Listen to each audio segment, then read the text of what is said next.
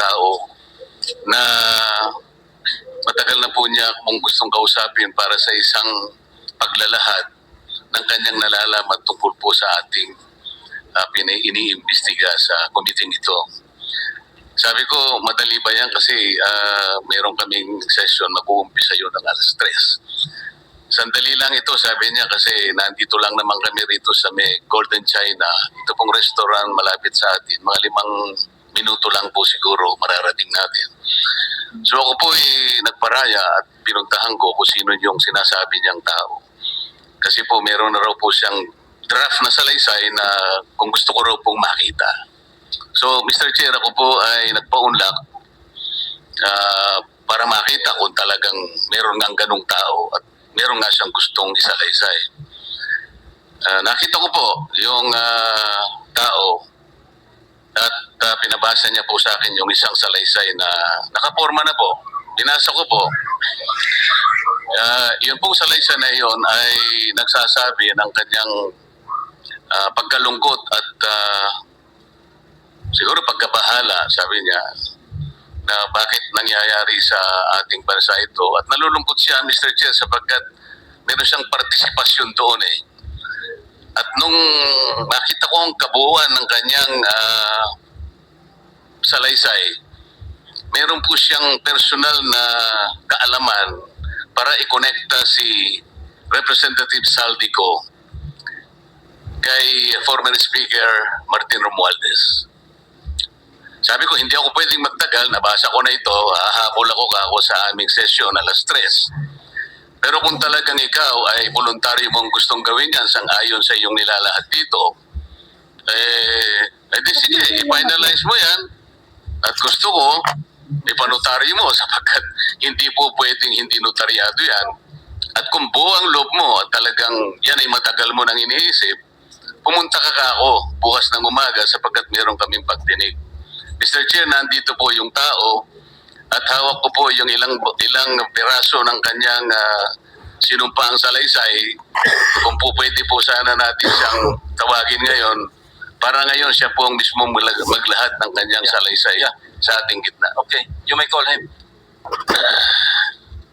Mr. Chair, I'm calling Mr. Orly Regala Gutesa para po humarap siya sa atin. Mr. Gutesa, kayo po ay umupo dito sa may gitna.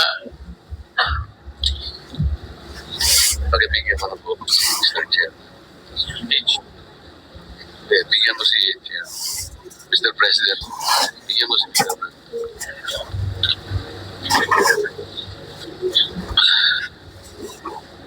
Manatili ka muna nakatayo kasi nanumpa ka.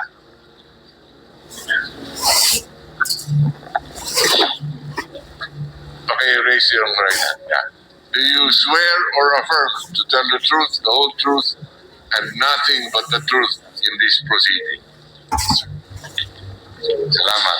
Take your seat. You may proceed. You may continue. Salamat po, Mr. Chair. Mr. Gutesa, kanina nga ako'y nagpapaliwanag para ipakilala kita. Narinig mo yung aking sinabi. Yes, Your Pwede mo Honor. bang i-confirm na kung ano yung sinabi ko ay yun nangyari kahapon? I confirm, Your Honor. Salamat po. At ngayon po ay hawak ko nga ang inyong sinumpaang salaysay na nung draft ito ay binasa ko. Ganun din nga po at wala namang pagbabago. At gusto ko lamang pong sabihin ninyo na mayroong pirma sa ibabaw ng pangalang Orly Regala Gutesa. Kayo po ba ang nagpirma nito? I confirm, Your Honor. At gaya po ng sinabi nyo sa akin kahapon, voluntaryo niyong ginawa ito at wala namang namilit sa inyo. At katotohanan yan, ako nga po ay ininyayahan nyo para makita ko yung inyong salaysay. Yes, Your Honor. Ito po ay pinanotaryo ninyo. Nakikita ko rin po. Totoo po ba itong notaryong ito? Totoo po, Your Honor. Okay. Ngayon, kayo na po ang magbasa para sa ganun ay marinig po ng buong kapulungan. Pwede po niyong basahin ang inyong salaysay. Maraming salamat, Your Honor. Mr. Chair, can he proceed? You may proceed. Ako po'y nagpapasalamat sa pagkakataong ito. sa Senate Blue Ribbon Committee, Senador Ping Lacson, sir. At sa iba pang member na nandito po. Ako po si Orly Gutisa, may asawa, nasa tamang edad, Pilipino.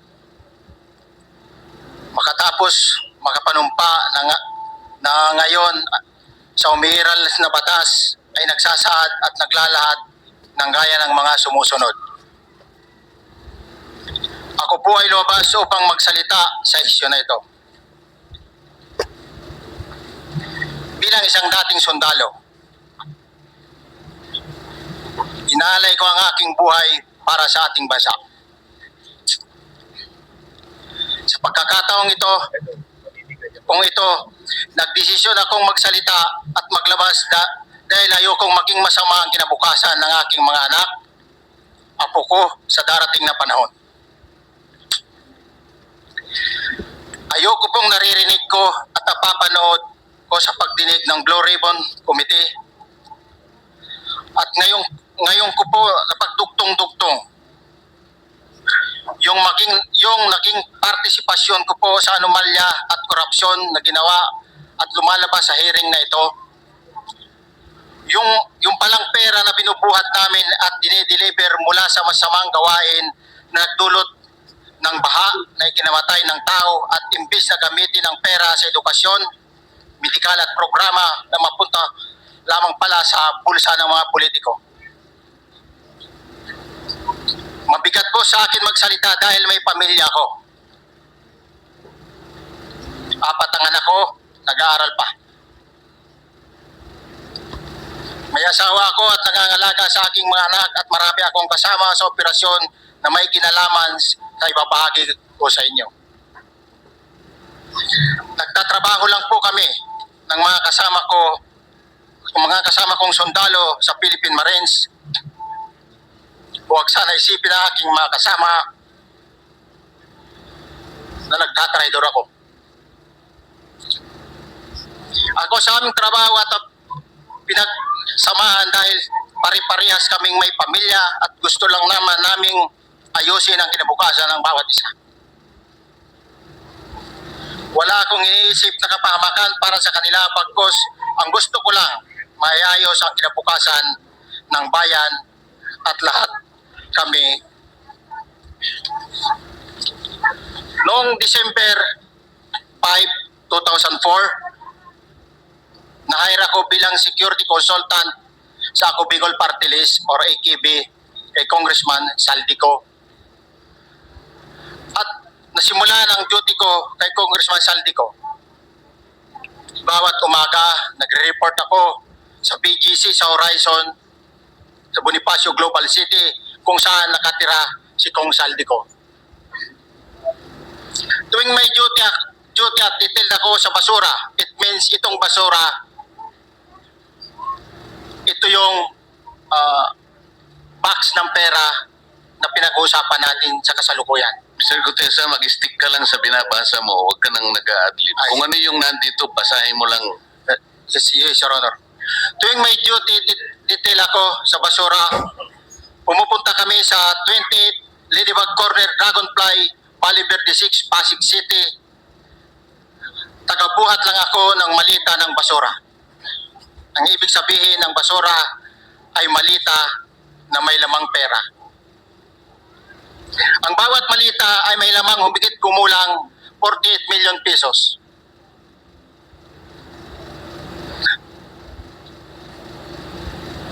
Ang bawat malita ay may post-it na nakadikit na nakasaad kung magkano ang laman ng bawat malita. Tuwing may duty detail sa basura, may pumupunta na tao na magde-deliver ng basura at nire-receive ni John Paul Estrada at Mark Tiksay. Ang mga executive assistant ni Congressman Saldico at sila ang mga detail sa mga ganyang activities. Ang mga nangyayari kapag duty kami sa basura, kalimitang dinadala sa bahay ni Congressman Saldico sa Valle Verde 6 at tinatanggap naman ni Mark at ni Paul. Pagkatapos naming may baba ang nasabing basura, ipinapasok sa bahay ni Congressman Saldico sa Bali 36 at binibilang ni Mark at ni Paul. Alam ko na ang laman ng maleta ay pera sapagkat nakita ko si Paul na binuksan ang maleta at inilabas ang laman para bilangin. Ang isang ehemplo na nagdala ng pera ay si Congressman Eric Yap ng AXIS Party List. 46 na malita ang dala niya sa bahay ni Congressman Saldico sa Bali 36. Pagkatapos mabilang, isinakay namin sa mga sakyan patungo sa Horizon Residence sa Taguig. At dumiretso kami sa basement upang may baba ang nasabing basura.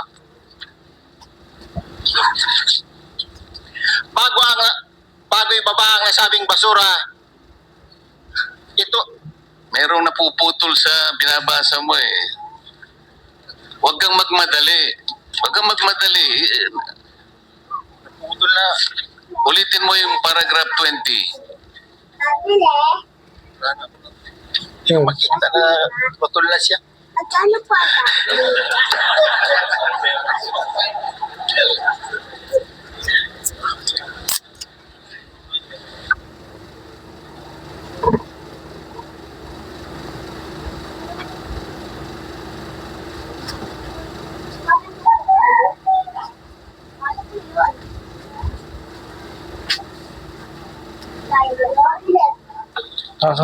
Oli. Pagkatapos, mabilang ang sinasakay namin sa mga sakyang patungo sa Horizon Residence Taguig.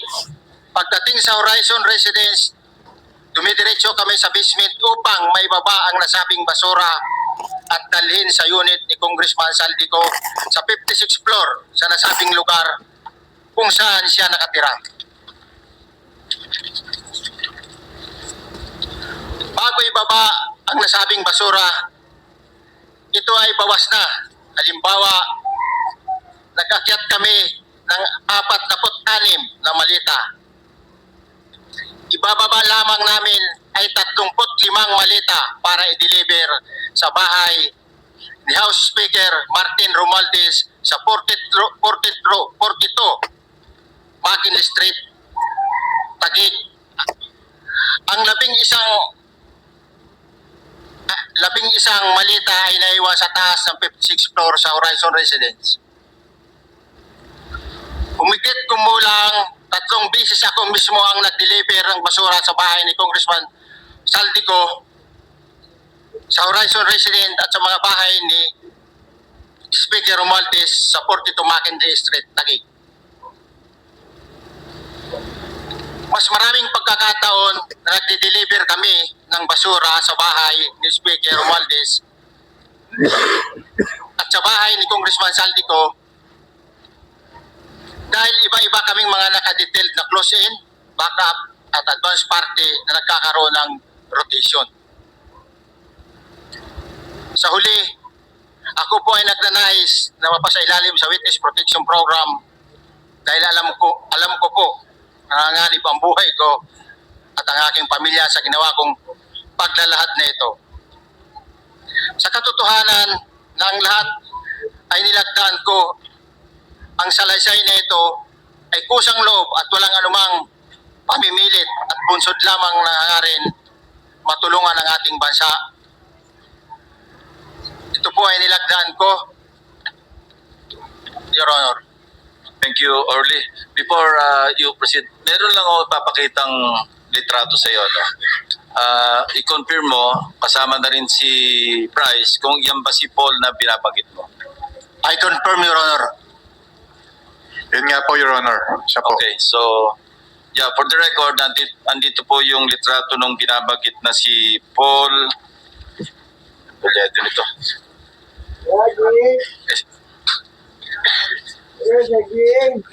John Paul Estrada, di ba? Yes, Your Honor. Oh, sige. Thank you very much. You may continue, Senator Maglet. Thank you, Mr. Chair.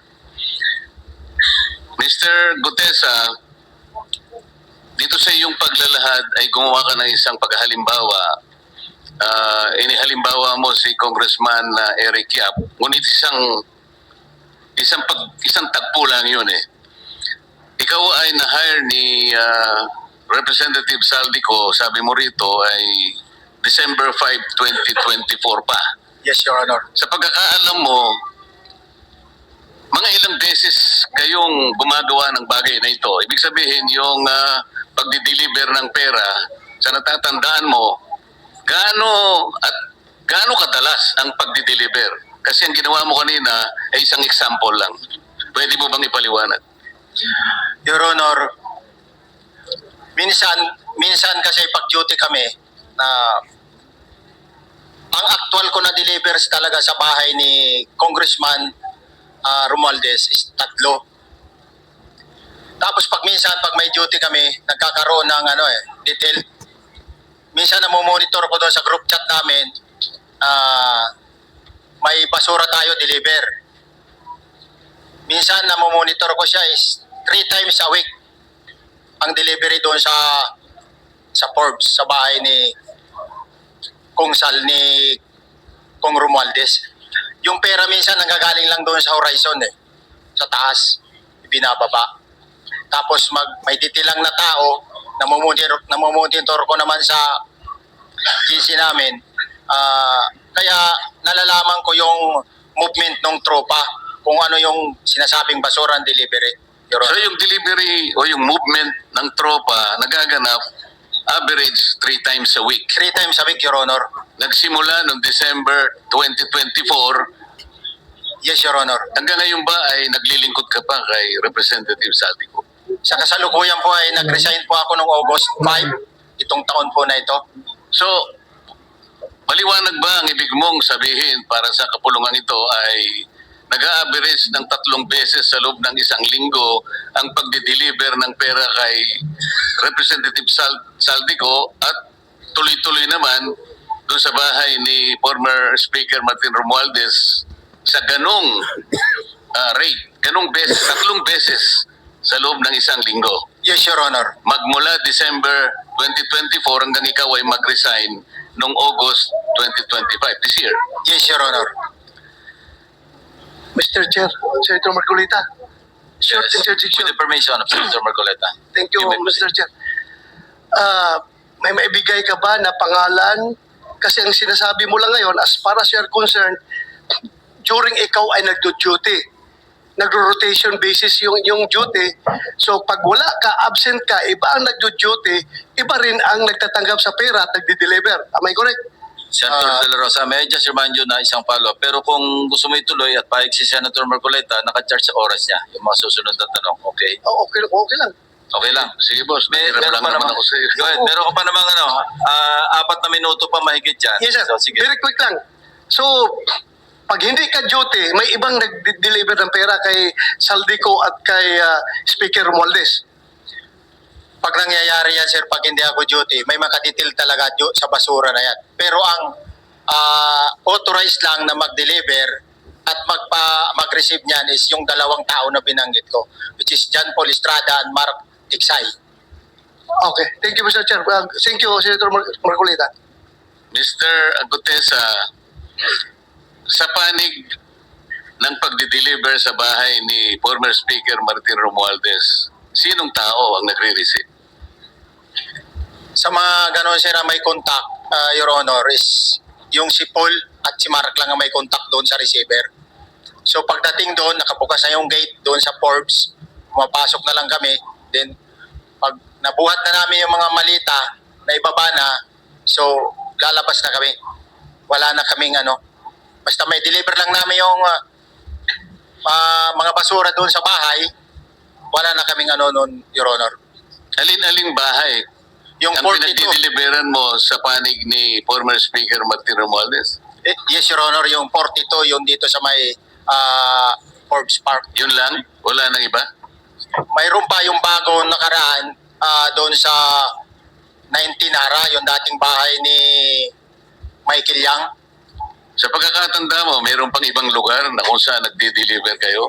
Sa Aguado, dyan sa Malacanang. Aguado? Excuse me, Senator Marcoleta. Sino Michael Yang? Yung dating sa Pugo yata yon, Sa? yung dating sa Pugo. Yung Michael Yang. dating bahay ni Michael Yang. Dating bahay. Yes, Your Honor. Okay, thank you. Ibig mo sabihin, nabili ni Speaker Martin yung bahay ni Michael yan? Allegedly, Your Honor. Pero paano mo alam na bahay ni Speaker yon? Kasi doon na nagde-deliver yung tropa nung hindi na nagde-deliver doon sa 42, Your Honor. Ngayon, sinasabi mo meron kayong chat. Nagagamit mo yung chat para ma-monitor mo yung rate ng delivery at kung sino-sino yung nagdi-deliver? During the time nung nandun pa ako, Your Honor. Mr. Chair, salamat po at baka meron pa po Thank you. gustong Yeah, itanong ating may mga kasama. papakita pa ako isang litrato pa, no? Identify mo lang siya. Sino yan? Mark Tiksahi, Your Honor. Meron pa ba nakakakilala sa kanya bukod sa'yo? Dito? Wala. Nabanggit kasi ni Engineer Alcantara rin ito eh. Sa salaysay mo noong September 23, sinasabi mo, hindi ko po siya na-meet during pagdadala. Ang tao niya po ay may alias lang na Paul at Mark. Na-meet mo ito si Mark, Engineer? Sa Valle Verde po, once lang po. So, kinukonfirm na si Mark Teksa ito. Mark po and Paul, karaniwan po. Okay, thank you. Thank you, Senator Marcola. Mr. Chair, may tatanong lang po kung Yes. with the permission of Yeah, okay. Senator Marcoleta. Mr. Orly, sabi niyo po 46 na maleta na nagkakalaman po ng 48 million bawat isa. Tama po ba? Based doon po sa level nung maliit na nakita ko, Your Honor. Paano po nalaman ninyo na 48 million po ang laman ng bawat isa? Kasi bawat balita po, mayroon siyang post-it na nakalagay, may sign na 48. Lahat po yun may 48. Yes, Your Honor. So, yung 46 maleta, 48 million ang laman ay nagkakahalaga po ng 2.2 billion. Alam niyo po ba yan kung 3 times a week ang sinasabi ninyo ang delivery? Based sa my experience, doon lang ako naka-experience ng 46 nung time na yon, Your Honor. Hindi naman po every week or monthly ito. Yes, Your Honor. So at one point, yung 46 na maleta, 48 million ang laman, 46 times 48 million ay 2.2 billion. Excuse me, Senator Marcoleta, paubaya mo na sa kanya yung oras na naiwanan mo, now 1 minute. Isang tanong niya lang, Sige, okay. 2.2 billion. Ganun po yung multiplication eh. Siguro, Your Honor, yun ang lumalabas. So one time lang po ito. One time lang po, yung time ko lang yan nung panahon na na-identify ko si Congressman Yap, Your Honor. Alright, maraming salamat po. Thank you. Yung paghalimbawa mo, kaya mo ginawa dahil yun ang pinakamalaki. Yes, Your Honor. Pero pangkaraniwan, dahil 3 times a week, mga ilan sa tingin mo yung karaniwang na i-deliver? Ilang maleta? Usually, pag nanggagaling na sa Horizon, na i-deliver na doon sa Forbes, minsan mayroong 15 or kaya 18 ang malita. Pero yung malalaking malita yon na nagre-rate yung bawat malita, minsan mayroong 48, may 50. Sa mga tweet, Mr. Gutesa, pangkaraniwan, 15 to 15 to, Your Honor? yun ang average, pangkaraniwan. Yes, Your Honor. Yung nabanggit mong nabigla ka sapagkat malaki, 48, yun lang kay Congressman Eric Yap. Yes, Your Honor. Yun ang time na nakita ko talaga yung ganong kapal ko Okay. yung balita na yun, Your Okay. Honor. Mr. Chair, payagan niyo sana akong magtanong lang ng isang tanong kay Mr. Diskaya. Mr. Diskaya, naalala mo, nagkaroon ka ng supplemental affidavit na binasa mo dito. Medyo mahaba pa nga di ba? Naalala mo yung nakaraan? Ito yung supplemental affidavit mo. Yes po, Your Na Honor. may petsang September 23, 2025. Ito yung nakaraang hearing natin. Yes po, Your Honor. Napansin ko kasi nung pinakinggan ko yung tiningnan ko sa ating transcript, parang hindi mo binasa yung paragraph 30 na kung saan binabanggit dito yung DPWH Region 1. Chinek ko talaga kaninang umaga, nirecheck ko